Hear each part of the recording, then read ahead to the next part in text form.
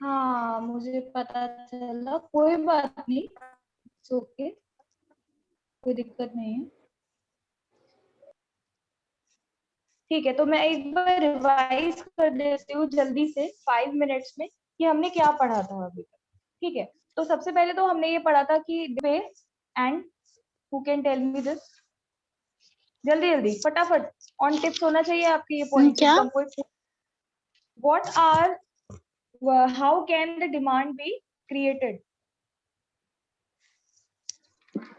Ma'am, demand can be created by ability to pay, willingness to pay, or desire to purchase it. हाँ, एक चीज का ध्यान रखना आप लोग, वैसे तो डिस्क्रिप्शन में कभी है नहीं, लेकिन क्योंकि ये सीए की क्लासेस हैं और हम एक लेवल ऊपर हैं अपनी क्लासेस से, 12th क्लास से, तो हमेशा इस बात का ध्यान रखना है, इससे कोई फर्क नहीं पड़ता। बट अगर आप किसी को बताओ तो ये तरीका होता है कि पहले डिजायर क्रिएट होती है, क्योंकि सीक्वेंस में चलती है चीजें, पहले आपका डिजायर क्रिएट होता है, फिर आप देखते हैं कि आपकी पे करने की एबिलिटी है कि नहीं, फिर विलिंगनेस पे, ठीक है, फिर एक्सप्रेस कैसे होता है? उमेश गया, उमेश, अच्छा है, okay, Umesh, quantity, price how, and time. Okay very good. ठीक है, उज्जवल आपने वीडियोस देखे थे क्या जो मैंने आपको सेंड किया था मेल पे?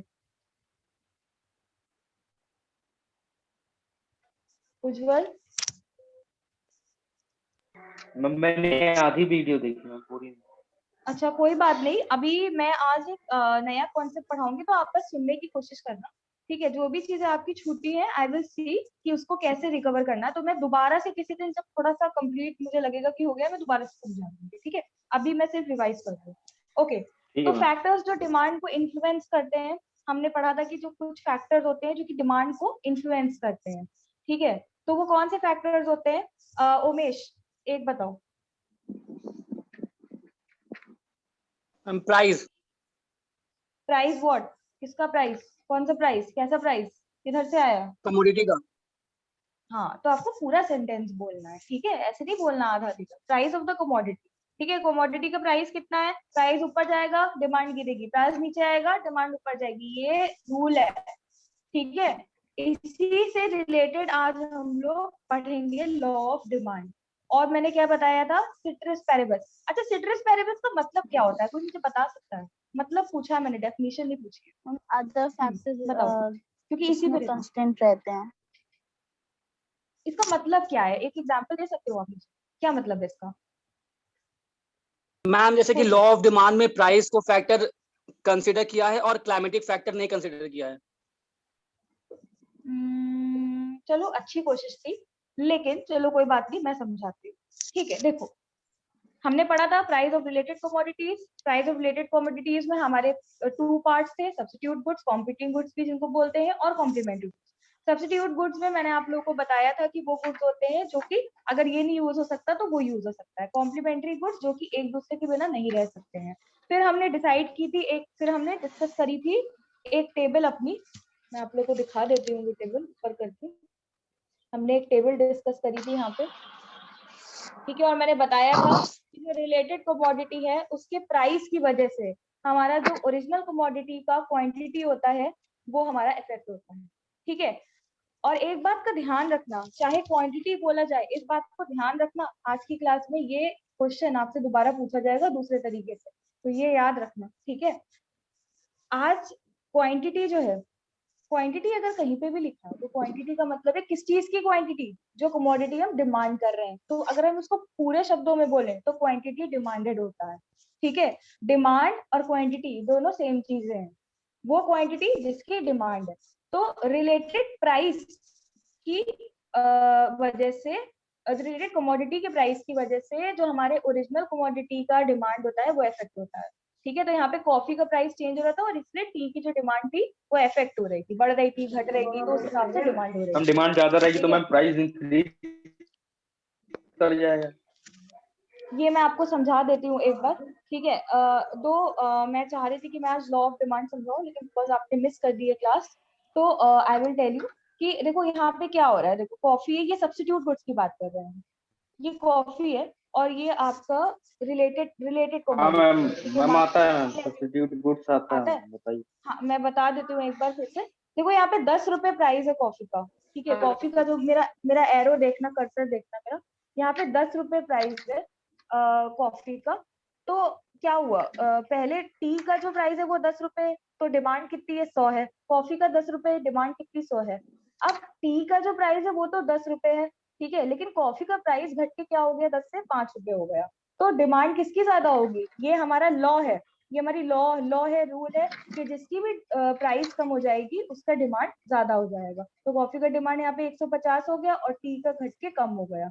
क्यों कम हुआ यहाँ पे, क्यों इफेक्ट हुआ यहाँ पे डिमांड टी की, क्योंकि कॉफी की प्राइस कम हो गई थी इसी वजह से, ठीक है। अब यहाँ पे अगर हम देखते हैं कि टी का जो प्राइस है वो 10 रुपीज है, लेकिन कॉफी का बढ़ गया 5 से 15 हो गया, तो अब लोग ज्यादा क्या खरीदेंगे, लोग ज्यादा टी खरीदेंगे, इसलिए टी का जो क्वांटिटी डिमांडेड था वो 150 हो गया और कॉफी का 150 से 30 हो गया। ये हम अज्यूम कर रहे हैं चीजें, ये एग्जाम्पल है, ठीक है। तो यहाँ पे किस तरीके की रिलेशनशिप बताई गई थी दोनों के बीच में,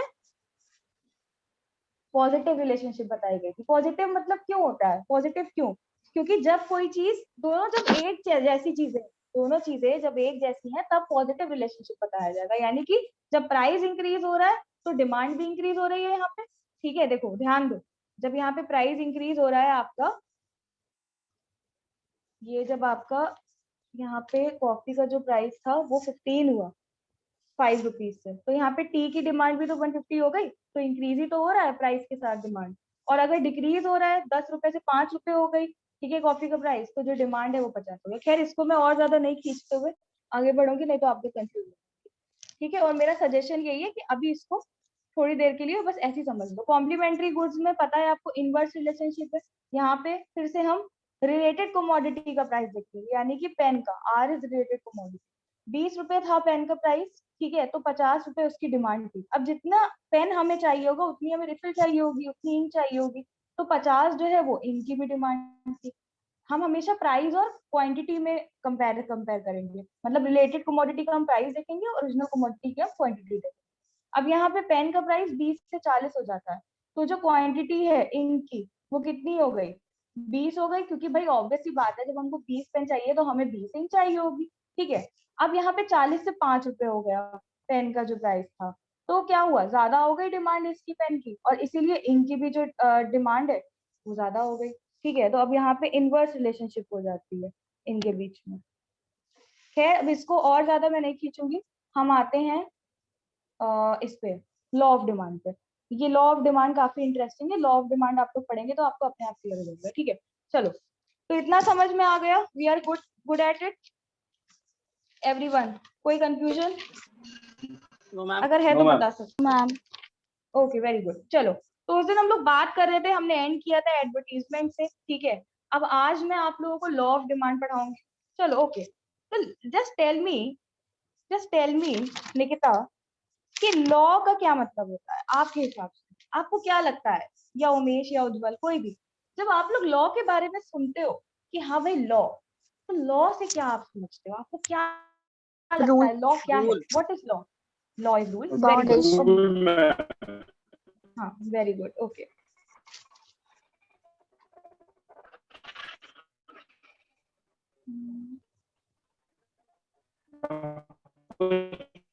ठीक है उज्जवल, मुझे सुनाई दे गया, ओके फाइन फाइन, आपका नेटवर्क इशू है, रहती हैं। हाँ ठीक है, ओके गुड, ठीक है। तो अभी इसको देखना, एक वर्ड होता है प्रिंसिपल, है ना, दो प्रिंसिपल होते हैं, एक तो वो प्रिंसिपल होता है जो आपके स्कूल का होता है, एक प्रिंसिपल होता है PRINCIPLE, ठीक है, प्रिंसिपल। तो कई बार हम रूल को प्रिंसिपल भी बुलाते हैं कि नहीं बुलाते, ठीक है। तो प्रिंसिपल जो होता है उसका मतलब होता है हमारा रूल। अब ध्यान से सुनना इस बात, प्रिंसिपल का मतलब होता है रूल, यानी कि it will always be true, it will always be true, यानी कि जो भी प्रिंसिपल है किसी जगह के वो हमेशा सच होंगे। मतलब है कि अगर ऐसा हुआ, ठीक है, अगर ऐसा ऐसा हुआ तो ही वैसा होगा, प्रिंसिपल का मतलब है। लेकिन अगर हम लॉ, ध्यान से सुनना, लेकिन अगर हम लॉ की बात करते हैं, ठीक है, अगर हम लॉ की बात करते हैं तो इसका मतलब होता है कि it is subject to certain conditions. Law का मतलब हो जाता है यहाँ पे कुछ ऐसे रूल्स है जो कि आपको फॉलो करने ही करने हैं, ठीक है। It will be true, it will be also true, लेकिन अगर ऐसा हुआ तो ही वैसा होगा, ठीक है। अगर ऐसा हुआ, लॉ का मतलब होता है कि अगर ऐसा हुआ, है ना, अगर ऐसा हुआ तो ही वैसा हुआ। अगर आपने मेहनत करी, ये रूल है कि अगर आपने मेहनत करी तभी आपके मार्क्स अच्छे आएंगे, तभी आप पास होंगे, तभी आप कुछ कर पाएंगे, तभी आप कुछ बनेंगे, ठीक है। तो ये सब्जेक्ट टू सर्टेन कंडीशन है कि ऐसी कंडीशन है आपकी। I think so this is clear to all of you. अब हम आगे बढ़ते हैं। लॉ ऑफ डिमांड हमारा कहता है,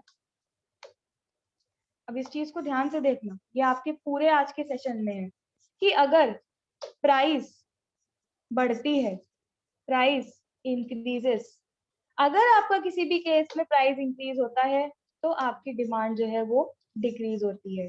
क्या कहता है लॉ ऑफ डिमांड, कि अगर प्राइस इंक्रीज होती है तो डिमांड आपका डिक्रीज होता है। सब लोग अभी सिर्फ सुनेंगे, कोई भी लिखेगा नहीं, पेन्स डाउन, आप सिर्फ सुनेंगे, लिखने की कोई जरूरत नहीं है। ये सारे नोट्स मैं आपको व्हाट्सएप कर दूंगी, ठीक है। तो no need to write it, don't waste your time in writing, just listen and answer to me, be interactive in class, no need to sit quietly, ठीक है। और अगर प्राइस डिक्रीज होता है आपका तो आपकी डिमांड क्या हो जाएगी? इंक्रीज। वेरी गुड, बढ़ जाएगी। Increase. आज हाँ इंक्रीज हो जाएगी। ये आपका लॉ ऑफ डिमांड है। क्या है ये आपका? Law of law demand. Of demand. इस चीज को हमेशा याद रखना तय जिंदगी, कि अगर आपसे कोई भी कहीं से भी आके पूछ लेता है कि लॉ ऑफ डिमांड क्या है, तो आप बोलेंगे कि भाई लॉ ऑफ डिमांड है कि जब जब दुनिया में प्राइस बढ़ा है तब तब जो है डिमांड डिक्रीज हुई है। ये लॉ है डिमांड का, ठीक है। और जब जब प्राइस डिक्रीज हुआ है तब डिमांड इंक्रीज हुई है। अब आगे हम बढ़ते हैं। इसका मैं एक छोटा सा एग्जांपल दे देती हूँ, कुछ यूजुअल नहीं थे उस दिन। जैसे कि अगर हमें मूवी देखनी है और सैटरडे को जो मूवी का प्राइस है वो 400 रुपए हो गया, यूजुअली 200 रुपीज होता है। आपकी इनकम 500 रुपए है पर डे, आपकी इनकम ₹500 पर डे है, तो क्या आप ऐसे हैं कि आप 400 रुपए की मूवी सैटरडे को देखने No, जाएंगे अपनी 500 रुपए? नहीं जाएंगे, वेरी गुड। लेकिन अगर वही चीज मैम कोई इनकम आपकी मैम 10,000 कोई रुपए, ओकेशन होता है तो मैम तभी उसकी प्राइस को बढ़ा दिया जाता है। एग्जैक्टली, ठीक है, वो एक अलग बात है। लेकिन अगर आपकी इनकम 10,000 रुपए हो गई एक दिन में, तो क्या आप जाएंगे 400 रुपए की मूवी देखने? no. नहीं जाएंगे। Yes, ma'am, जाएंगे। अब जाएंगे क्योंकि इनकम यस इंक्रीज मैम। हुई है। देखो इस बात को ध्यान से सुनना, आप लोगों को लग रहा होगा ये पता नहीं क्या बार बार एग्जाम्पल क्यों दे रही है, लेकिन ये जो मैं एग्जाम्पल दे रही हूँ इससे एक बात लिंक्ड है, तो इस बात को सिर्फ ध्यान से सुनो, ठीक है। अभी आपकी इनकम कम थी तो आपने सोचा कि मैं 400 रुपए क्यों वेस्ट करूं, लेकिन जब आपकी इनकम एक दिन में 10,000 रुपए हो गई, तब आपने कहा भाई अब तो कोई टेंशन नहीं है, 10,000 रुपए हैं, चलो उड़ाते हैं, कोई दिक्कत नहीं, थोड़ा बहुत तो खर्च कर ही सकते हैं, एडजस्ट कर ही सकते हैं, ठीक है। तो अगर आपने सिट्रस पैरेबस का सुना है, आपको याद है, उसमें लिखा है कि अदर थिंग्स बीइंग कांस्टेंट। अब मैं आपको उसका मतलब बताती हूँ कि मैंने ये एग्जांपल क्यों दी। देखो सिट्रस पैरेबस का मतलब है, इसको तुम लोग याद रखना क्योंकि ये आगे एमसीक्यू में आएगा, अदर थिंग्स बीइंग कांस्टेंट। इसका मतलब क्या है मैंने पूछा था, ठीक है। इसका मतलब ये होता है बेटा कि अगर लॉ ऑफ डिमांड है, आपका प्राइस इंक्रीज हो रहा है और डिमांड डिक्रीज हो रही है, प्राइस डिक्रीज हो रहा है, डिमांड इंक्रीज हो रही है। सिट्रस पैरेबिस का मतलब है अदर थिंग्स बीइंग कांस्टेंट, मतलब अदर थिंग्स यानी कि प्राइस को छोड़ के, ठीक है, प्राइस को छोड़ के अदर थिंग्स, यानी कि इसमें क्या क्या आ जाता है, प्राइस ऑफ रिलेटेड कमोडिटीज, जो भी इनकम ऑफ द फैक्टर्स हमने कंज्यूमर। पढ़े, हाँ, एक्सेट्रा एक्सेट्रा, जो भी हमने फैक्टर्स पढ़े थे वो सारे इसमें आ जाए। तो वो सारी चीजें कांस्टेंट रहनी चाहिए, कांस्टेंट यानी कि बिल्कुल जैसी है वैसे ही रहेंगी। अब आप सोचोगे कि ये क्या बोल रही हूँ मैं समझाती हूँ। देखो इसका मतलब ये होता है कि जब हमने इस चीज को पढ़ा, प्राइस इंक्रीज हो रहा है, डिमांड डिक्रीज हो रही है, प्राइस डिक्रीज और डिमांड इंक्रीज, तो जो दूसरी चीजें हैं वो हम अज्यूम कर रहे हैं कि वो कांस्टेंट रहेंगी, वो रहती नहीं है कांस्टेंट। अभी मैंने आपको इनकम का एग्जांपल दिया, उसमें आपकी इनकम बढ़ी तो आपने खर्चा किया, ठीक है, लेकिन हम ऐसा अज्यूम करेंगे लॉ ऑफ डिमांड में, लॉ ऑफ डिमांड में हम ऐसा अज्यूम करेंगे कि ये सारी चीजें कांस्टेंट रहेंगी। मतलब कहने का मतलब मेरा ये था कि जब आपकी इनकम 500 रुपए थी, 500 रुपए थी, वो मैंने अपनी तरफ से 10,000 रुपए ऐड करके बताया था आपको, लेकिन 500 रुपए थी तब तो डिमांड आपकी नहीं बढ़ी ना, तब तो वो डिक्रीज थी, ठीक है। जब आपकी सैलरी 500 थी पर डे, तब आपने 400 रुपए का खर्चा नहीं किया, यानी कि जब प्राइस इंक्रीज हो गया 200 से 400, तब आपकी जो डिमांड थी वो उतनी थी, बड़ी नहीं, कम हो गई डिमांड, है ना। लेकिन जब मैंने इनकम ऑफ कंज्यूमर बढ़ा दी, तभी तो आपकी जो डिमांड है वो बढ़ी। वो कब बढ़ी? जब मैंने प्राइस ऑफ रिलेटेड कमोडिटीज या फिर इनकम ऑफ कंज्यूमर उसमें ऐड किया। लेकिन हमें ऐड नहीं करना है, हमें ऐड नहीं करना है, हमें अज्यूम करना है कि लॉ ऑफ डिमांड में बाकी सारी चीजें कांस्टेंट रहेंगी। मेरी बात समझ में आई सबको? निकिता, हम फिर से रिपीट करिए थोड़ा सा। चलो मैं बहुत हमें सिंपल, अज्यूम करना है कि मैं सिंपल वे में बताती हूँ, कुछ नहीं है। कहने का मतलब सिर्फ इतना है कि अगर लॉ ऑफ डिमांड की बात होती है तो लॉ ऑफ डिमांड में जितनी भी ये दूसरी चीजें हैं, यानी कि price of related commodity, income of consumer, distribution of national income, ये बदलेंगी, ये हमको पता है कि ये बदलेंगी और इनकी वजह से डिमांड इफेक्ट होगी, है ना, डिमांड इन्फ्लुएंस होगी। लेकिन जब हम सिट्रस पैरिबस की बात करें, लॉ ऑफ डिमांड की बात करें, तो सिट्रस पैरिबस का मतलब होता है कि ये सारी चीजें एकदम कांस्टेंट रहेंगी, मतलब नहीं बढ़ेंगी। कि हम अज्यूम कर रहे हैं, हम एजम्पशन करते हैं ना इकोनॉमिक्स में, हम अज्यूम कर रहे हैं कि वो सारी चीजें नहीं बदलेंगी। मतलब अगर 400 रुपए मेरी सैलरी है तो वो उतनी रहेगी, नहीं बढ़ेगी, ये हम अज्यूम कर रहे हैं। इसी तब जाके वहां पे लॉ ऑफ डिमांड लग, तभी तो लग पाएगा ना भाई। अगर प्राइस बढ़ गया है किसी कमोडिटी का और हमारी डिमांड डिक्रीज हो गई, मान लो मेरी इनकम बढ़ गई, तो उसका जो डिमांड है वो इंक्रीज हो जाएगा। तो यहाँ पे क्या होगा? इनवर्स रिलेशनशिप नहीं हो पाएगी ना। लॉ ऑफ डिमांड में क्या होता है? इनवर्स रिलेशनशिप होती है। मेरी बात समझ में आई? अब आई समझ में मेरी बात? मैं क्या कहना चाह रही हूँ? अभी भी नहीं आई? Hello yes everyone? Ma'am. Yes ma'am. Nikita, आपको समझ में आई अब मैं क्या कहना चाह रही हूँ? बताओ सिट्रस मुझे। पैरेबस के अकॉर्डिंग हम जितनी भी दूसरे फैक्टर्स हैं वो सब नहीं बदलेंगे एक्सेप्ट बिल्कुल, प्राइस। अगर हम बदल देंगे तो फिर हमारा जो लॉ ऑफ डिमांड है उसमें जो ये बात कही जा रही है ये वैसी नहीं रहेगी, यानी कि यहाँ पे इनवर्स रिलेशनशिप नहीं रहेगा। इनवर्स मतलब क्या होता है? उल्टा, मतलब प्राइस इंक्रीज हो रहा है तो डिमांड डिक्रीज हो रही है, तो इनवर्स रिलेशनशिप हो गया ना। तो इनवर्स रिलेशनशिप हो नहीं पाएगी आपकी अगर आप उन सारे फैक्टर्स को कांस्टेंट नहीं रखेंगे। तो ये सिर्फ एक बात थी कि अज्यूम करना है। अब खैर इस पे ज्यादा दिमाग मत लगाओ, ये सिर्फ एक समझाने की बात थी, आगे एमसीक्यू आएगा तो आपको समझ में आएगा। ठीक है, चलो आगे बढ़ते। ओके, आगे बढ़ते हैं। तो ये वाली बात हमारी हो गई। देन मैं एक छोटी सी चीज समझाती हूँ, ज्यादा नहीं खींचूंगी, उसके बाद हमारे पूरे सेशन में आज एमसीक्यू ही एमसीक्यू है। ठीक है, पूरे सेशन में जो एमसीक्यू लास्ट वाला आपने बताया इसमें प्राइस क्या, प्राइस में कांस्टेंट रहता है?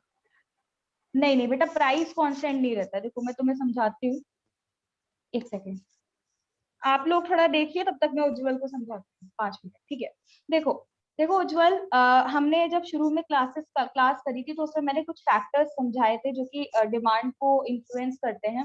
ठीक है, वो फैक्टर्स थे price of yes related ma'am. Commodity, income of the consumer, national income distribution, climatic conditions, advertisement, population, habits, taste and preferences. ठीक है, तो ये सारी चीजें डिमांड को इन्फ्लुएंस करती है। आप अगर अपने दिमाग में किताबी भाषा को छोड़ के प्रैक्टिकली सोचना चाहेंगे, ठीक है, तब आपको चीजें समझ में आएंगी। अब आप ये सोचो कि जो डिमांड है वो इन्फ्लुएंस किससे हो रही है? प्राइस से हो रही है। प्राइस जब बढ़ रहा है, ठीक है, तो अभी हम लॉ ऑफ डिमांड की बात कर रहे हैं, प्राइस जब बढ़ रहा है तो डिमांड आपकी डिक्रीज हो रही है। ठीक है, डिमांड आपकी डिक्रीज हो रही है।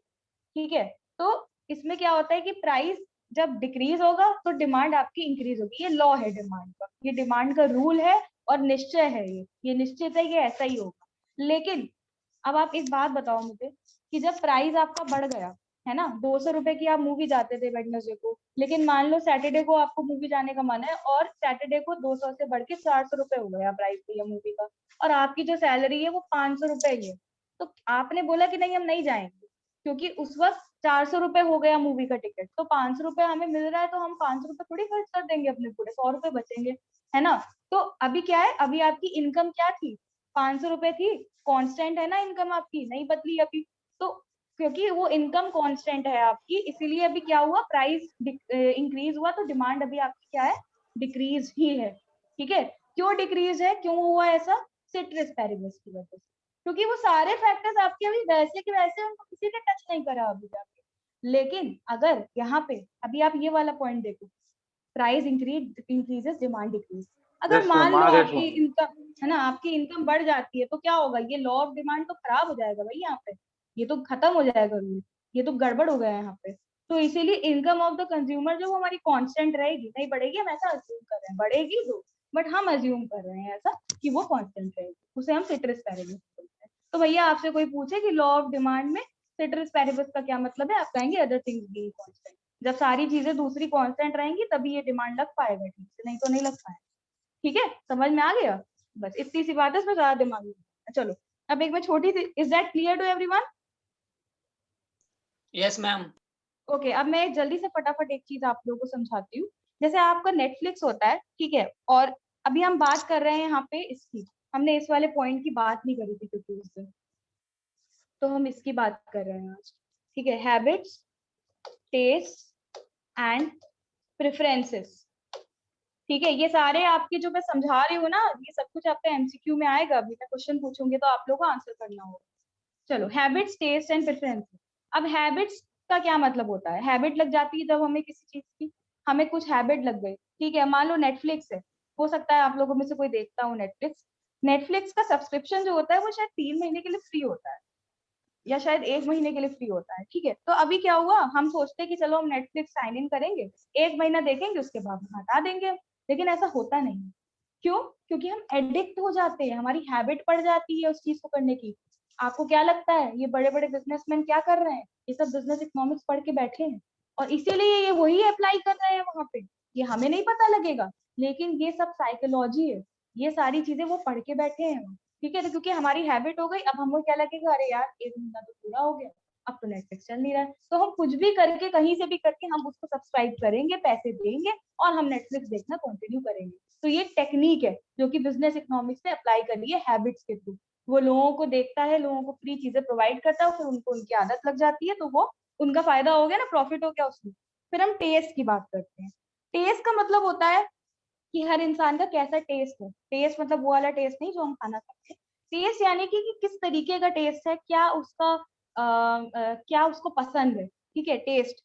तो कुछ लोगों का जो टेस्ट होता है वो अलग तरीके का होता है, तो जो बिजनेसमैन होता है उसको टेस्ट भी देखना होता है लोगों का। फिर प्रेफरेंसेस की बात करते हैं। प्रेफरेंसेस का मतलब होता है कि अगर हमने मैगी लेनी तो हम बिग बाजार तो जाएंगे नहीं मैगी लेने। ठीक है, हम क्या प्रेफर करेंगे कि हमारे घर के पास जो दुकान है वहां से हम ले आए, बाद में फिर जब कभी हम जाएंगे तब हम लाएंगे। ठीक है, तो प्रेफरेंसेस का मतलब होता है कि कोई चीज प्रेफर करना, किस चीज को हम प्रायोरिटी पहले दें। Okay, is that clear to everyone? समझ आ गया? Yes. Yes ma'am. ठीक है, अब मैं कंक्लूड करती हूँ इसको। तो ये सारी बातें जो मैंने आपको बताई, ठीक है, ये मैंने इसलिए बताई क्योंकि जो डिमांड है वो इन सारी बातों से डिमांड इन्फ्लुएंस होती है हमारी, और वो सारी चीजें कांस्टेंट भी रहती हैं, तभी लॉ ऑफ डिमांड बनता है। अब हम बात करेंगे एमसीक्यूज की। तो अब आप लोग मुझे आंसर करेंगे। ठीक है, I am going to write the MCQ here.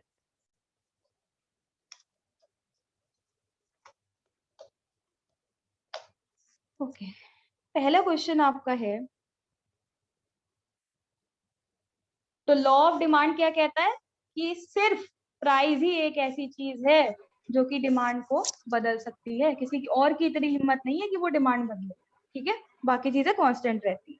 चलो, तो अब हमारा यहाँ पे क्वेश्चन है that according to the law of demand, according to the law of demand, if income rises, demand, ठीक है, demand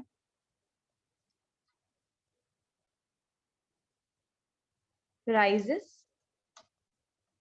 falls or remains constant or not applicable। अब इस क्वेश्चन को बेटा ध्यान से पढ़ना और मुझे एक एक करके आंसर देना। मैं आप लोगों को सिर्फ 1 मिनट दे रही हूँ सोचने के लिए, ध्यान से सोचना। That according to law of demand, अगर किसी भी कंज्यूमर की इनकम बढ़ती है तो डिमांड क्या होती है? राइज होती है, फॉल होती है, कांस्टेंट रहती है, या फिर इन तीनों में से कुछ भी not applicable. Nikita, what do you से?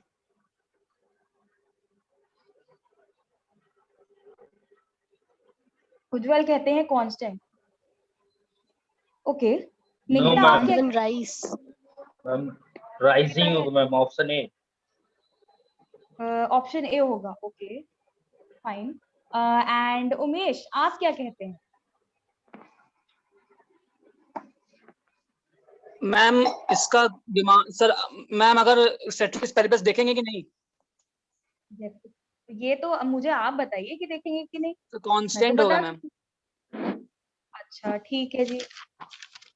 तो भाई आज की क्लास में हम खेल रहे हैं केबीसी और आपके थे 4 ऑप्शंस। निकिता कहती है कि राइज होगा, उज्जवल भी कहते हैं कि भाई राइज होगा डिमांड, और उमेश क्या कहते हैं कि कांस्टेंट रहेगा।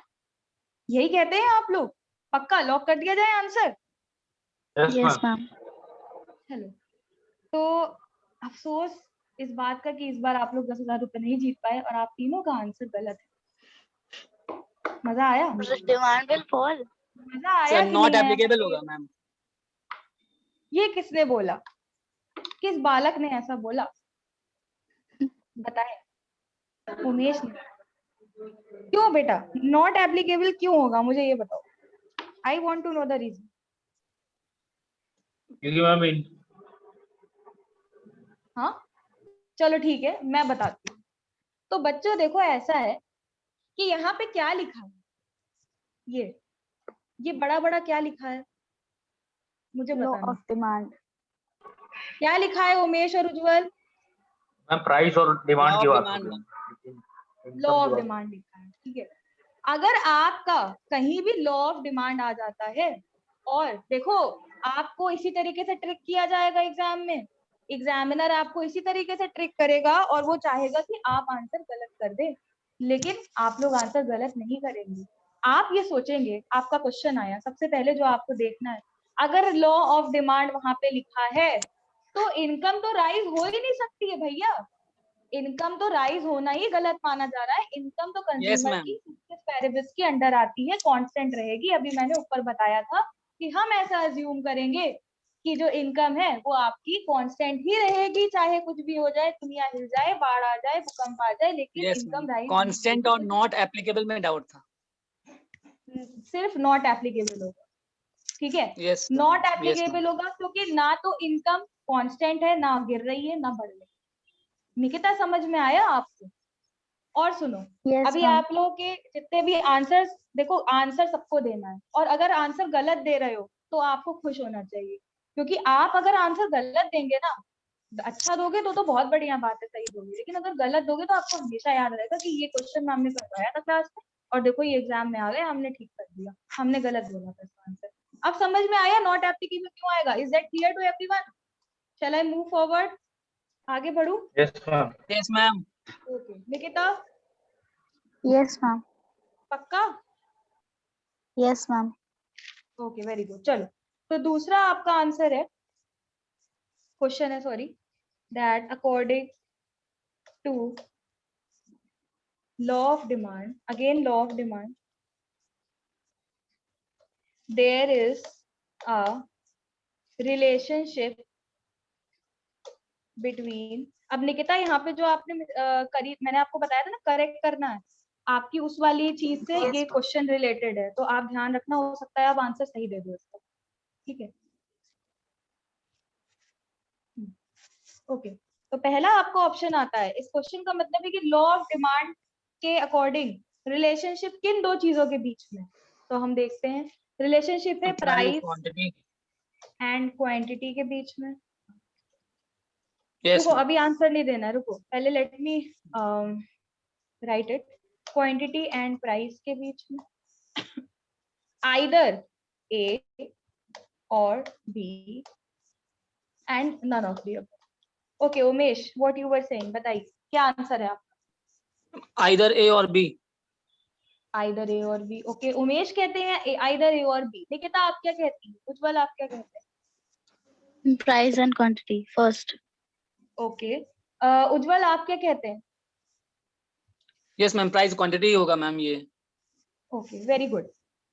तो जो उमेश प्राइस है, एंड क्वांटिटी आप भी price option and A. Quantity कह रहे हैं? अच्छा उमेश आप क्या कह रहे हो, आइदर ए और बी कह रहे हो ना? नो मैम, प्राइस क्वांटिटी होगा। आप भी प्राइस क्वांटिटी हो रहा है, ठीक है। क्यों हो रहा है निकिता, आप मुझे बता सकती है? प्राइस एंड क्वांटिटी आंसर क्यों हो गया, क्यों, आखिर ऐसा क्यों? क्वांटिटी और प्राइस भी तो सेम चीज होती है। अगर मैं क्वांटिटी और प्राइस लिख दूं तो क्या गलत है भाई? उज्जवल मुझे बताओ, मुझे नहीं समझ में आ रहा। थोड़ा तुम लोग भी तो पढ़ाओ। मैम क्योंकि क्यों भाई? जो दो लॉ ऑफ डिमांड होता है ma'am, states that quantity purchase ma'am उसका इन्वर्स होता है मैम, क्योंकि जब मैम प्राइस हाइयर होगा तो मैम क्वांटिटी लोअर हो जाएगी। Very good. Demand ma'am sir.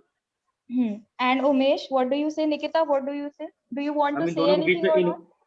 Ma'am इन दोनों के बीच में इनवर्स प्रोपोर्शन होता है। इनवर्स मैम प्राइस रिलेशन तो बढ़ेगा होता ही है। तब क्वांटिटी घटेगा। मैम प्राइस पहले इफेक्ट होता है। ओके, ठीक है। All three of you tried your best, very good. ठीक है, अब सुनो ध्यान। देखो भाई, अभी आपको कंफ्यूजन होगा ऐसे एग्जाम में कि यार ये क्वांटिटी और प्राइस भी सेम चीज होती है, आइदर ए और बी हो जाएगा, फिर तो नहीं। इस चीज को हमेशा याद रखना। आप अपनी नोटबुक में लिख भी रहे हैं अगर, तो आप चाहे कुछ भी हो जाए प्राइस पहले ही लिखेंगे, क्योंकि जब प्राइस बढ़ता है या प्राइस घटता है तभी जो क्वांटिटी डिमांडेड है वो इफेक्ट होती है, ना कि क्वांटिटी की वजह से प्राइस इफेक्ट होता है। तो इसीलिए आपका जो सही आंसर है वो आपका हो जाएगा price and. Ma'am price fix कर सकती है कि क्वांटिटी कम हो गया ज्यादा हो गया। एग्जैक्टली, प्राइस ही नहीं है ना? है तो- तो आपका जो आंसर होगा वो आपका होगा प्राइस और क्वांटिटी। बिल्कुल सही बात है कि अगर प्राइस ही नहीं होगा, प्राइस पहले आएगा, इसलिए हमेशा प्राइस की वजह से क्वांटिटी इफेक्ट होती है जो डिमांड करी गई। ठीक है, is that good with everyone? Clear? Nikita, क्या हुआ? All good? कुछ नहीं, यस मैम। ठीक है, चलो अब हम बात करते हैं दूसरे एमसीक्यू की। Okay, under law of demand, under law of demand there is relationship between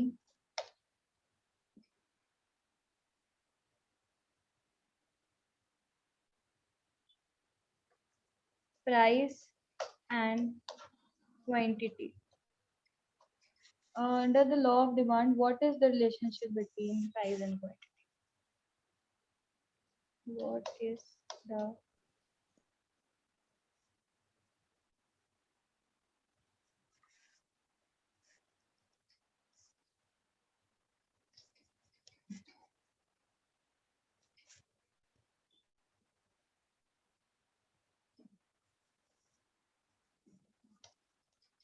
okay, so option A आपका कहता है कि नेगेटिव रिलेशनशिप है लॉ ऑफ डिमांड में प्राइस और क्वांटिटी के बीच में। इनडायरेक्ट रिलेशनशिप है आपकी प्राइस और क्वांटिटी के बीच में। ठीक है, इनवर्स रिलेशनशिप है आपकी प्राइस और क्वांटिटी के बीच में, या फिर ऑल ऑफ द। अब बताओ, this is a very interesting inverse question. Inverse third, तुम लोग पढ़ पढ़ के आए हो आज, बड़ा इनवर्स। है। मैम इनवर्स होगा। क्या बात है, I was expecting wrong answer from all of you. तुम लोगों ने सही दे दिया, मुझे मैम, बड़ी क्योंकि इनडायरेक्ट और नेगेटिव हाँ। मैम उसमें होता है सर, सब्स्टिट्यूट रिलेटेड कुछ में होता है। बट यहाँ लॉ हाँ ऑफ ठीक है, डिमांड की बात हो रही है। Very good very good, I am very proud of you all, very good, बहुत अच्छी बात है, आप लोगों को समझ मैम में आ आंसर गया। सही है क्योंकि ना ma'am?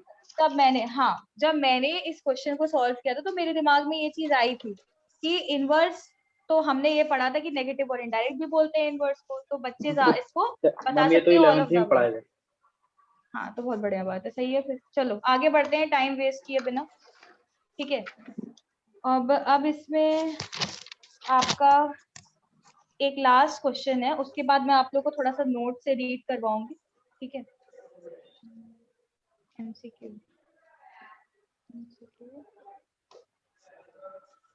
all but one does not change under law of demand। Price अरे रुको भाई, मुझे लिखने तो दो। पहले आंसर नहीं करना है, ये रूल के खिलाफ है, पैसे कट जाएंगे आप हार जाएंगे। आप हार जाएंगे। प्राइस ऑफ रिलेटेड कमोडिटीज, देखो मैं अंडर एस्टिमेट नहीं कर रही हूँ, लेकिन थोड़ा सा संयम रखती हूँ।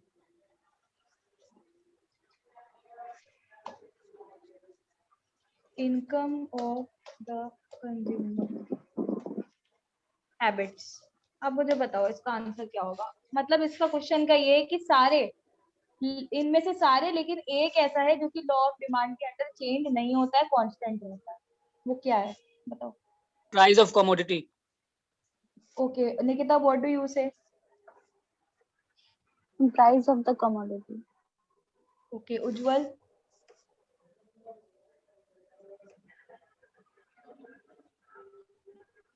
उज्जवल, is he there?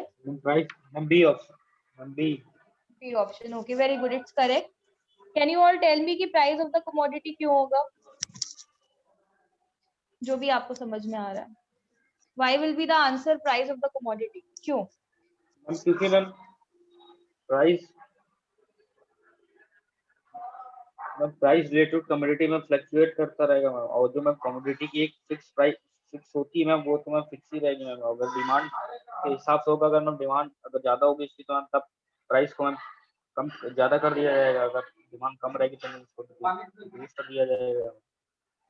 ठीक है, मतलब समझ में आ गया ना ओवरऑल सबको कि ये आंसर होगा इसका। Nikita, Nikita, Nikita, yes ma'am. समझ आ गया ना? ठीक है, यस मैम। ओके चलो। हमारे एक एल्फ्रेड मार्शल अंकल हैं जिनके बारे में आप लोगों ने पढ़ा होगा, है कि नहीं? किसने किसने पढ़ा है? Yes ma'am. तो वो है प्रोफेसर अल्फ्रेड मार्शल। और अब यहाँ पे हम इसको पैकअप करते हुए हम आ जाते हैं आपके इकोनॉमिक्स वाले नोट्स पे, थोड़ा हम उससे देख लेते हैं। ठीक है, चलो देखो यहाँ पे द लॉ ऑफ डिमांड है। अच्छा, स्क्रीन शेयर ही नहीं हो रही है।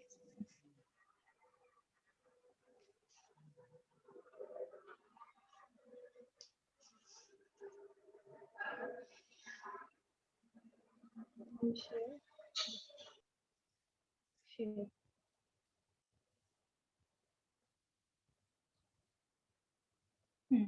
I hope that you all can see the law of demand, it is written here.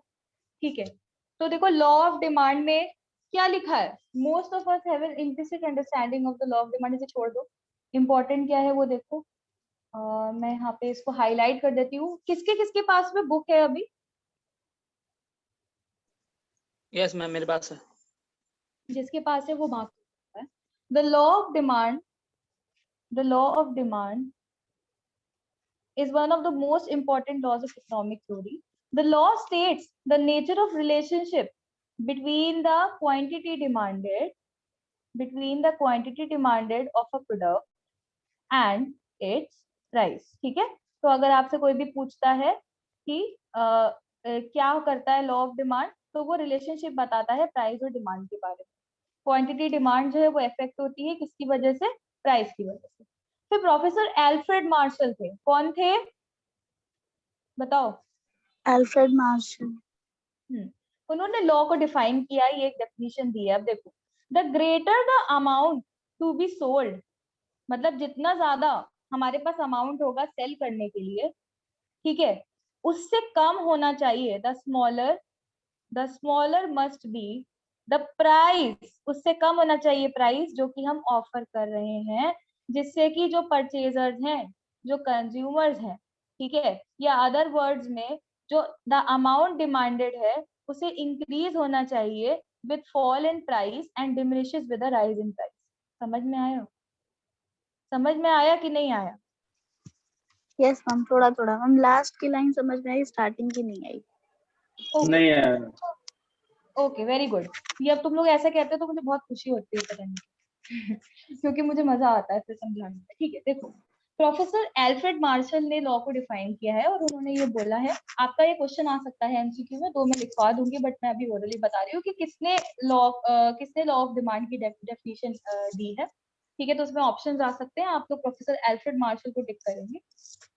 The greater the amount to be sold, यानी कि जितना ज्यादा हमें सेल करना है, ठीक है, मान लो हमको 10 पेन सेल करने हैं, ठीक है, the greater the amount to be sold, the smaller must be the price at which it is offered. मतलब कि जितना ज्यादा अमाउंट सेल करने की हो उससे कम ही होना चाहिए उसका price.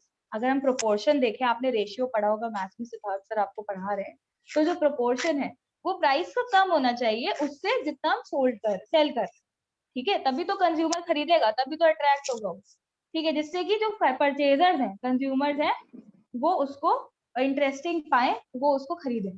In other words the amount demanded increases, in other words जो अमाउंट डिमांड किया गया, अमाउंट यानी कि जो कमोडिटी डिमांड करी गई है, जो क्वांटिटी डिमांड करी गई है, वो इंक्रीज होती है with a fall in price, price में फॉल होने से, और डिमिनिश कर जाती है, मतलब डिमिनिश यानी कि खत्म हो जाती है, डिमिनिश हो जाती है भैया, गायब हो जाती, कोई नहीं लेता, कहता है अरे हम नहीं लेंगे इतना महंगा।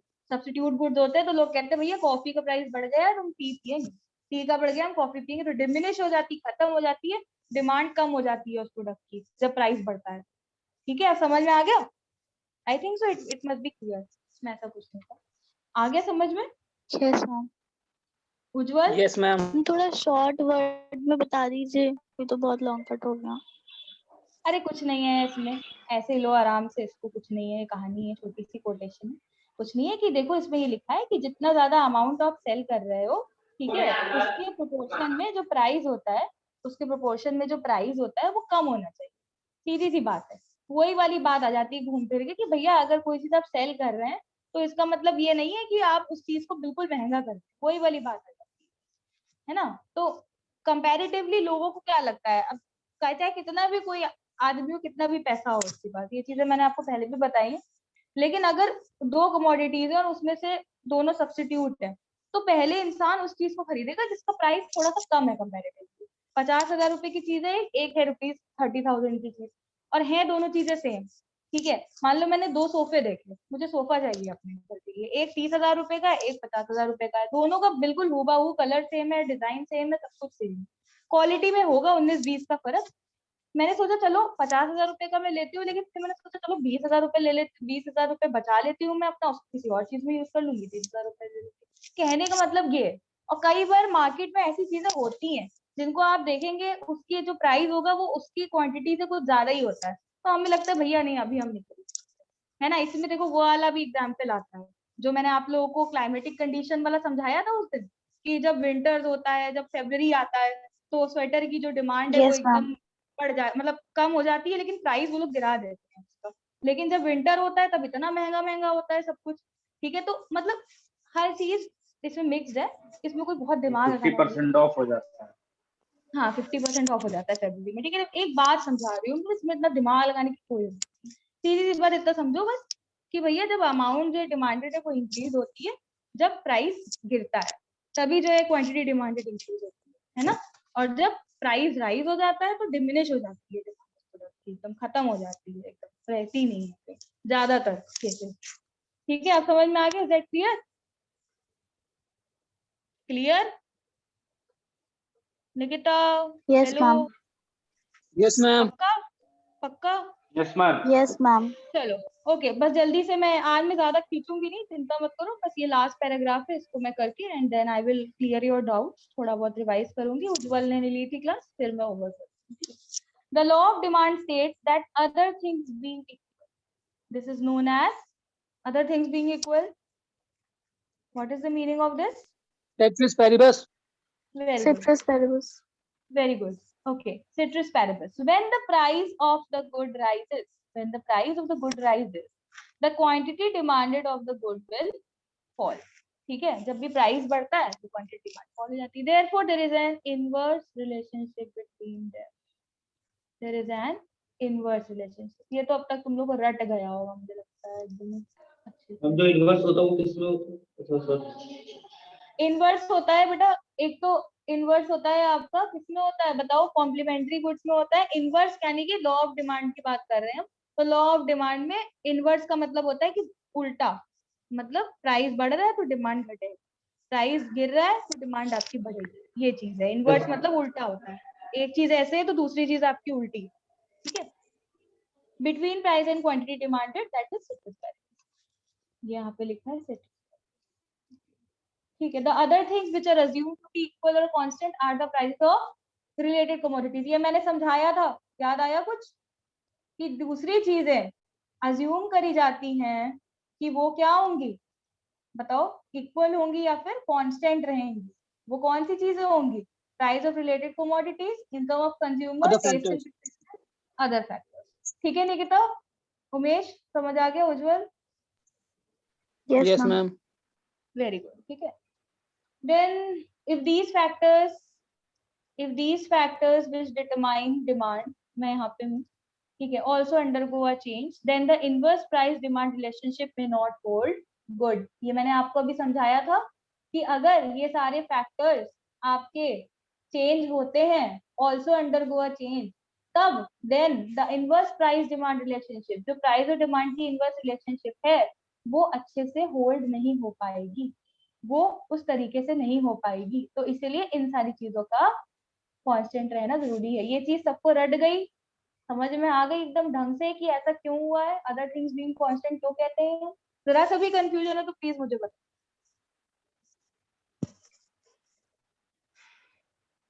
Nikita, Yes, ma'am. Other things being constant समझ आ गया ना पक्का अच्छे से कि क्या मतलब Yes, है ma'am. इसका? उमेश, उज्जवल, Yes, ma'am. okay, chalo, we are good to go. Okay, for example, if the income of the consumer increases, then an increase in the price of a commodity may not result in decrease in the quantity demanded. मतलब अगर consumer की income बढ़ती है, increase होती है, तब फिर जो price में commodity की increase हुआ है, then an increase in the price of a commodity may not result in a decrease in the quantity demanded. भाई अगर किसी consumer की income बढ़ी है और उस commodity का price भी बढ़ा था, तो फिर उस कमोडिटी की जो डिमांड है, क्वांटिटी डिमांडेड है, वो डिक्रीज नहीं होगी, वो इंक्रीज हो जाएगी. क्यों? क्योंकि जब इनकम कंज्यूमर की इंक्रीज होगा, यहाँ पे सिट्रस पैरेबस अप्लाइड नहीं हो रहा है, तब क्या हुआ यहाँ पे? तब यहाँ पे उसने उस क्वांटिटी डिमांडेड को इंक्रीज कर दिया, यानी कि उसकी डिमांड बढ़ गई. क्यों? क्योंकि कंज्यूमर को इनकम मिल गई, तो उसने जाके वो चीज खरीद ली, उसके पास पैसा आ गया. लेकिन अगर हम लॉ ऑफ डिमांड की बात करें तो उसमें ये चीज हमने अज्यूम करी हुई है कि वो कांस्टेंट रहेगी, नहीं बढ़ेगी, तभी लॉ ऑफ डिमांड बन पाएगा. ठीक है. Thus the constancy of these other factors is an important assumption of the law of demand. Constancy यहाँ पे consistency आएगा, constancy गलत दिखा है, मतलब इन सारे फैक्टर्स का कंसिस्टेंट रहना, हाँ मतलब कांस्टेंट रहना सही है. एक अच्छा, एक जरूरी assumption है लॉ. भाई हमें अज्यूम करना ही करना पड़ेगा कि इसमें ये सारे फैक्टर्स कांस्टेंट रहने ही रहने हैं. This is all I wanted to tell you about law of demand. You have to remember only 3 things. First, you have to remember that in the law of demand, price अगर बढ़ता है तो demand घटती है, price अगर गिरता है तो डिमांड बढ़ती है, other things being equal. Okay, ceteris paribus. बस इतना ही था आज. अब मुझे बताओ, आज हमने जो पढ़ा उसमें आपको कोई problem? No, ma'am. No, ma'am. Ujjwal, Ujjwal है? No ma'am. ठीक है, पक्का ना? तो अब मैं थोड़ा सा उज्जवल, क्योंकि उस दिन नहीं था, तो मैं थोड़ा सा उज्जवल को शुरू का थोड़ा रिवाइज करवा देती हूँ, है ना? तो उज्जवल के लिए थोड़ा सा इजी होता है. ठीक, चलो, ओके. अरे ये क्या हुआ?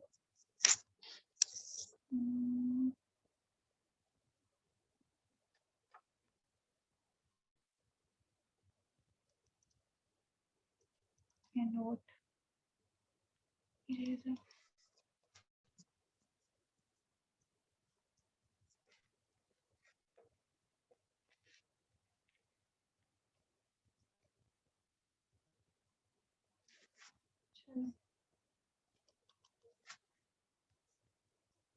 Okay Ujjwal, do you want me to explain once कि मैंने उस दिन क्या पढ़ाया था? आपने पहली क्लास अटेंड करी थी क्या? Yes ma'am. ठीक है, तो पहली क्लास में तो हमने इतना पढ़ा था. दूसरी क्लास में हमने कहाँ से शुरू किया था? आई थिंक सो हमने फैक्टर्स से शुरू किया था. ठीक है, तो देखो डिमांड के लॉ ऑफ डिमांड की बात हम नहीं कर रहे हैं, हम डिमांड की बात कर रहे हैं. अगर हम डिमांड की बात करें तो उसमें बहुत से ऐसे फैक्टर्स होते हैं जो कि डिमांड को इन्फ्लुएंस करते हैं यानी कि डिमांड में बदलाव आता है, ठीक है। तो उनमें से एक फैक्टर है price of the commodity. Price of the commodity obvious सी बात है कि भाई अगर प्राइस बढ़ेगा तो डिमांड घटेगी, प्राइस घटेगा तो डिमांड बढ़ेगी, ये हम पढ़ चुके हैं, तो मुझे लगता नहीं है कि मुझे इसको समझाने की जरूरत है, ठीक है। प्राइस ऑफ रिलेटेड कमोडिटीज की हम बात करते हैं, ये थोड़ा इंपॉर्टेंट है। प्राइस ऑफ रिलेटेड कमोडिटीज में मैंने कुछ एमसीक्यू भी करवाए थे इससे रिलेटेड। इसमें दो टाइप्स के गुड्स होते हैं, ठीक है, दो बच्चे होते हैं, सब्स्टिट्यूट गुड्स और कॉम्प्लीमेंट्री गुड्स। सब्स्टिट्यूट गुड्स वो गुड्स होते हैं जो कि अगर ये नहीं तो वो, अगर इसकी जगह पे ये नहीं तो चलो हम वो यूज कर लेंगे, जैसे कि T and coffee, ghee and butter, Jio and Airtel, ठीक है। तो अगर टी का जो प्राइस है वो बढ़ जाएगा तो लोग क्या करेंगे, कॉफी पे स्विच हो जाएंगे, और अगर कॉफी का प्राइस बढ़ जाएगा तो लोग टी पे स्विच हो जाएंगे। तो यहाँ पे एक होती है ओरिजिनल कमोडिटी आपकी, सपोज हमने अज्यूम कर लिया टी आपकी ओरिजिनल कमोडिटी है, और जो कॉफी है आपकी वो आपकी रिलेटेड कमोडिटी है। रिलेटेड यानी कि उससे रिलेटेड, ठीक है। हम रिलेटेड कमोडिटीज के बारे में पढ़ रहे हैं ना अभी, तो हमने इसलिए उसको नाम दे दिया रिलेटेड, और एक ओरिजिनल कमोडिटी है। अब यहाँ पे क्या होता है, कॉफी को पहले हम देखेंगे टी का प्राइस क्या है, क्योंकि टी का प्राइस आपका 10 रुपए है, तब उसकी डिमांड 100 है, कॉफी का भी 10 है तो उसकी भी 100 है, बराबर है। अभी अभी अचानक से क्या होता है, जो बिजनेसमैन है कॉफी प्रोड्यूस करता है भैया, उसने क्या करा, कॉफी का प्राइस कम कर दिया अचानक से, उसको लगा कि नहीं अब मुझे पैसे कम, तो उसने बिजनेस इकोनॉमिक्स पढ़ी, वहां पे उसने अप्लाई करा, 5 रुपए उसने कम कर दिए। तो लोगों ने क्या करा, लोगों ने कहा यार स्वाद तो ठीक है थोड़ा बदलता है थोड़ा, लेकिन चलो एक काम करते हैं, चाय जो है वो कंपैरेटिवली, मतलब लोग सोचेंगे कि चाय तो महंगी हो गई है बहुत, 50 रुपए हो गई मतलब, ठीक है, सॉरी 10 रुपए, सॉरी जो टी है उसका प्राइस सेम रहेगा, sorry please don't get confuse, sorry, ठीक है, टी का प्राइस सेम रहेगा बेटा, कॉफी का जो प्राइस है वो 5 रुपए हो गया, कम हो गया, ठीक है। तो अब लोग कहेंगे यार उसका तो 10 ही रुपए है, कॉफी जो बना रहा है उसने कम कर दिया, तो वो उसका डिमांड बढ़ जाएगी। हाँ, कॉफी की डिमांड बढ़ जाएगी और उसकी वजह से टी भी इफेक्ट होगा, उसकी डिमांड घट जाएगी, तो यहाँ पे लोगों ने ज्यादा ले लिया, 100 से 50 ज्यादा ले लिया। अब इसी तरीके से कॉफी का जो प्रोड्यूसर होगा उसका कि अब ज्यादा हो गया, अब मुझे प्रॉफिट नहीं हो रहा है ठीक से, अब मैं बढ़ा देता हूँ, मेरा मन नहीं कर रहा है 5 रुपए बेचने का, तो उसने एकदम से क्या करा कि मतलब 15 रुपए रख दिया कॉफी का प्राइस। तो भैया यहाँ पे लोगों ने कहा कि चलो ये चालाकी करेगा, हम नहीं लेंगे, जाओ मत करो तुम भाई, हम चाय ले लेंगे। तो उससे 50 हो गई उसकी क्वांटिटी डिमांडेड, और जो यहाँ पे टी की क्वांटिटी थी, देखो टी के प्राइस को हमने छेड़ा नहीं, बिल्कुल वैसे ही है। यहाँ पे इफेक्ट क्या हो रहा है, रिलेटेड कमोडिटी की प्राइस की वजह से जो ओरिजिनल यानी कि ओ टी की जो क्वांटिटी डिमांडेड है वो इफेक्ट, तो 150 रुपए उसकी क्वांटिटी डिमांडेड हो गई, बढ़ गए, ठीक है। तो यहाँ पे इनके बीच का रिलेशनशिप क्या हो गया कि जब कॉफी का प्राइस यहाँ पे घट रहा है यानी कि 10 से 5 हो रहा है, तो यहाँ पे टी की भी जो डिमांड है वो घट रही है, यानी कि सेम हो रहा है दोनों जगह। तो जब सेम होती हैं चीजें दोनों जगह पे, तब उल्टा तो हो नहीं रहा है, इनवर्स तो हो नहीं रहा है, तो क्या हो गया, पॉजिटिव रिलेशनशिप हो गया, डायरेक्ट रिलेशनशिप हो गया, इसलिए हमने उसको पॉजिटिव, ठीक है। अब हम बात करते हैं, समझ में आ गया होगा, ठीक है, आ गया ना समझ में, हेलो कुछ तो बोला करो भैया, सो गए तुम लोग, निकिता उमेश लगता है सो गए। No ma'am. नो मैम सोए नहीं है। चलो ठीक है। कॉम्प्लीमेंट्री गुड्स वो होते हैं, बेटा आप लोग म्यूट कर लो, अब उमेश बेटा म्यूट कर लो जरा, आवाज आ रही है। हाँ, कॉम्प्लीमेंट्री मेरा गुड्स, म्यूट है मैम। अच्छा ठीक है चलो कोई बात नहीं। कॉम्प्लीमेंट्री गुड्स वो होते हैं जो कि एक दूसरे के साथ अटूट रिश्ता होता है, इनका बंधन इनका होता है बहुत तगड़ा, ये एक के बिना दूसरा चल नहीं सकता। जैसे कार जो उसके पेट्रोल के बिना कार नहीं चल सकती, इंक के बिना भैया पेन चल सकता है कि नहीं चल सकता है बताओ, हैरी पॉटर देखी होगी, उसमें बात अलग है, जादू वादू है, लेकिन अगर नॉट ओरिजिनल बात करें, ठीक है, तो भाई नहीं चल सकता, ठीक है। एक सेकेंड भाई, एक सेकेंड, जरा ऊपर हो गया, फटाफट इसको मैं कंप्लीट करता हूँ। तो अभी यहाँ पे हमेशा मैंने क्या बताया, रिलेटेड कमोडिटी का प्राइस, रिलेटेड कमोडिटी का प्राइस यहाँ पे क्या है, पेन का प्राइस है, और ओरिजिनल कमोडिटी क्या, क्वांटिटी देखते, तो बीच के 2 कॉलम आप छोड़ दो, लास्ट का और पहला वाला दो, ठीक है, लास्ट वाली रो और पहली वाली रो। तो पेन का जो प्राइस है वो क्या था, 20 रुपए था, तो डिमांड कितनी थी, 50 थी, 50 पेन की थी। इंक का कितना प्राइस था, 10 रुपए था, क्वांटिटी डिमांडेड कितनी थी, 50 थी। अब यहाँ पे 50 क्यों थी, क्योंकि जब पेन हमको 50 चाहिए तो हमको इंक भी 50 चाहिए होगी। अब यहाँ पे इंक की जो प्राइस है वो कांस्टेंट रहेगी, इफेक्ट क्या होगी, इंक की डिमांड किसकी वजह से इफेक्ट होगी, पेन के प्राइस की वजह से। 20 से 40 रुपए जब पेन का प्राइस हुआ तो यहाँ पे क्या हुआ, क्वांटिटी उसकी कम हो गई। लोगों ने कहा कि हम इतना अफोर्ड नहीं कर सकते हैं, हमको 20 पेन चाहिए 40 रुपए की, ठीक है, तो उन्होंने 20 लिए 50 से। तो अभी यहाँ पे पेन की क्योंकि क्वांटिटी इफेक्ट हुई किसकी वजह से, पेन के प्राइस की वजह से, बढ़ने की वजह से। तो इसी वजह से क्या होगा, जो इंक का प्राइस है वो भी आपका कम हो गया है, सॉरी क्वांटिटी कम हो। फिर यहाँ पे 5 रुपए हो गया पेन का जो प्राइस था 40 से, तो क्या हुआ, घट गया ना। तो लोगों ने कहा अरे वाह 5 रुपए हो गया यार, चलो खरीदते, रख लेते, एग्जाम में काम आएंगे फिर, और रख लेते खरीद के। तो लोगों ने एकदम से क्या करा, बल्क में खरीद लिया, 100 रुपए तो प्रॉफिट हो गया ना बिजनेसमैन का। और ऑब्वियस सी बात है कि जब भाई पेन का प्राइस कम हुआ, 100 पेन चाहिए तो बिल्कुल भी आपको 100 चाहिए होगी, इंक भी 100 चाहिए, ठीक है। तो यहाँ पे क्या हो रहा है, रिलेटेड कमोडिटी की वजह से इंक इफेक्ट हो रही है। अब आपसे कोई पूछे कि मुझे ये बताओ कि इनके बीच में रिलेशनशिप कैसा है, तो अब आप कंफ्यूज हो जाएंगे, आप पूछेंगे हमने रटा था लेकिन हम कंफ्यूज हो गए। रटना नहीं, कॉन्सेप्ट समझो। अब आप क्या करेंगे, आपकी आंखों के सामने ये टेबल बनी हुई है, आपने कहीं रफ में बना दी।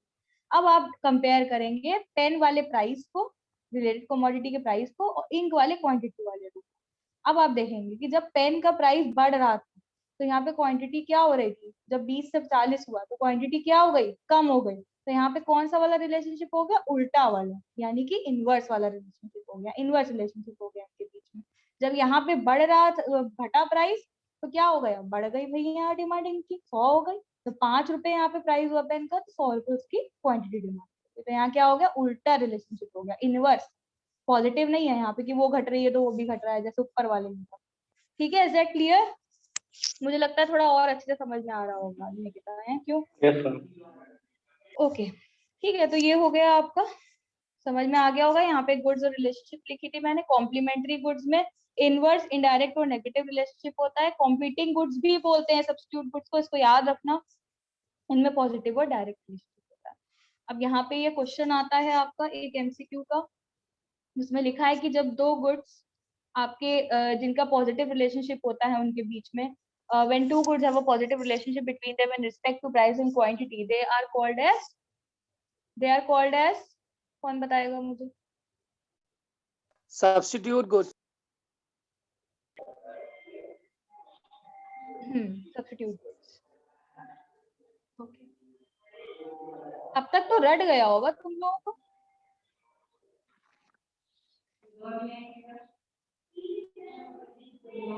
इनकम ऑफ द कंज्यूमर फिर मैंने बताई थी, इसको मैं जल्दी जल्दी खत्म कर रही हूँ, ठीक है। Income of the consumer exceptions होते हैं उज्जवल दो, ठीक है। एक नेसेसिटी होती है, एक इंफीरियर गुड होता है। नेसेसिटी वो होती है कि मतलब जैसे अगर मैंने सॉल्ट कम लिया, अभी मेरी इनकम 40,000 है और मैंने अपना सॉल्ट जो है मैं थोड़ा ही लेती हूँ खाने में, लेकिन मान लो मेरी एक हफ्ते बाद इनकम हो गई 60,000 या 70,000 हो गई या 1 लाख हो गई, मान लो, चलो ठीक है, जैकपॉट लग गया भाई, ठीक है।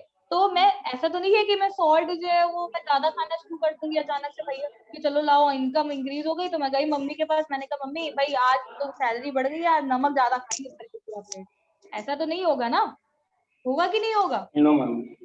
नहीं होगा भाई। तो इसीलिए सॉल्ट एक नेसेसिटी है आपकी, जो कि आप लेंगे ही लेंगे, फूड शेल्टर क्लॉथिंग ये सब नेसेसिटी है। और इनकम इंक्रीज या डिक्रीज होने की वजह से आपका उसमें कोई बदलाव नहीं है, वो ऐसे ही रहेगा। इंफीरियर गुड्स आपके वो होते हैं जो कि जिनकी क्वालिटी चीप होती है, ठीक है, वो इंफीरियर गुड्स होते हैं आपके।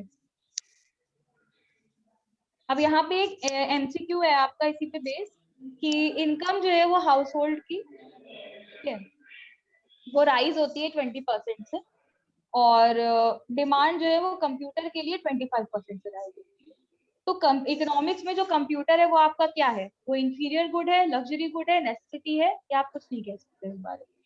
मतलब जो किसी कंज्यूमर की इनकम है वो 20% से इंक्रीज हो गई, तो जो कंप्यूटर की डिमांड है वो 25% हो गई, बढ़ गई, ठीक है। तो अभी आपको क्या याद रखना है इसमें, इसमें कंप्यूटर क्या है बताओ उज्जवल, कौन सा गुड है, सिर्फ उज्जवल बोले।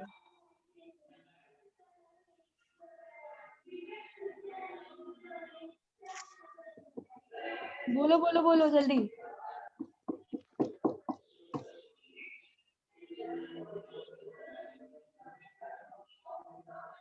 उज्जवल, इसमें कंप्यूटर कौन सा गुड है?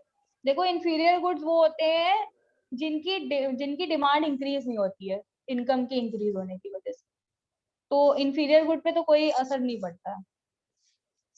अब बताओ ये कौन से गुड्स है, लेकिन जिन पे असर बी पड़ता है वो होते हैं हाँ बी कौन सा? उज्जवल बेटा बोलो जो भी आपको समझ में आ रहा है जल्दी, तो सो दैट मैं आपको समझाऊं। अरे बोलो लग्जरी भाई। गुड, लग्जरी गुड होगा, वेरी गुड। क्यों होगा लग्जरी गुड? क्योंकि मैम हाउस होल्ड है और मैम ये कंप्यूटर है मैम, ये कंप्यूटर राइजिंग बाय 25, क्योंकि मैम ये लग्जरी गुड है मैम। हाँ आप सुनो, इसका आंसर ये होगा, आपसे कोई पूछे क्यों होगा लग्जरी गुड, है ना, हर चीज के पीछे रीजन होता है, तो आप बोलेंगे कि भाई जब मेरी इनकम इंक्रीज हुई तो मैंने सोचा कि मैं अपने घर में एलसीडी वाला डेस्कटॉप लाऊं, वो कंप्यूटर पुरानी भाषा में लिखा है, एलसीडी वाला डेस्कटॉप लाऊं, तो आपको अगर थोड़ा महंगा भी पड़ रहा होगा तो आप क्या करोगे, इंस्टॉलमेंट पे ले लोगे ज्यादा से ज्यादा उसको, अपने क्रेडिट कार्ड पे ले लोगे, लेकिन आप लोगे उसको क्योंकि आपको कॉन्फिडेंस है कि आप अगले महीने तक तो पे कर ही देंगे, तो इसलिए वो लग्जरी गुड्स में आ गया आपका। इंफीरियर गुड की तो डिमांड इंक्रीज होती नहीं है, नेसेसिटी की होती नहीं है, और लग्जरी गुड बचा, तो आपका आंसर लग्जरी गुड होगा। ठीक है, मैम इंफीरियर जो होती है जिनकी मैम बढ़ती नहीं डिमांड। नहीं इनकी नहीं बढ़ती है, इनकी वैसे ही रहती है, इनकी बिल्कुल वैसे ही रहती है। ठीक है, अभी मैं एग्जाम्पल भी दे दूँ। Okay, negative income elasticity of demand is linked with inferior goods, that is rising income will lead to drop in demand and may mean changes to luxury goods। inferior good का मतलब होता है कि जब आपकी income बढ़ेगी तो demand इसकी घट जाएगी।